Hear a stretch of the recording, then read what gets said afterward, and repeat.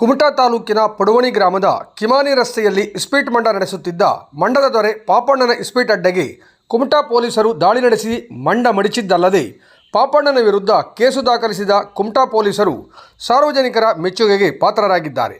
ಮಂಗಳವಾರ ನಸುಕಿನ ಜಾವ 2ರ ಸುಮಾರಿಗೆ ಕುಮಟಾದ ಸಿಪಿಐ ಯೋಗೇಶ್ ಮತ್ತು ಪಿಎಸ್ಐ ರವಿಗುಡ್ಡಿಯವರು ತಮ್ಮ ತಂಡದೊಂದಿಗೆ ಕುಮಟಾ ತಾಲೂಕಿನ ಪಡುವಣಿ ಗ್ರಾಮದ ಬೆಳಗರಣೆ ರಸ್ತೆಗೆ ತೆರಳಿ ಅಲ್ಲಿ ಸಾರ್ವಜನಿಕ ರಸ್ತೆ ಪಕ್ಕ ಹಾಕಿದ ಇಸ್ಪೀಟ್ ಮಂಡದ ಅಡ್ಡೆಗೆ ದಾಳಿ ನಡೆಸಿ ಆರೋಪಿ ಮಹೇಂದ್ರ ಯಾನೆ, ಪಾಪು ದಯಾನಂದ್ ನಾಯಕ್ ಸಹಿತ ಇನ್ನು 11 ಜನರನ್ನು ಬಂಧಿಸಿ ಅವರಿಂದ ನಗದು ಹಣ 72,960 ರೂಪಾಯಿಯನ್ನು ವಶಪಡಿಸಿಕೊಂಡಿದ್ದಾರೆ.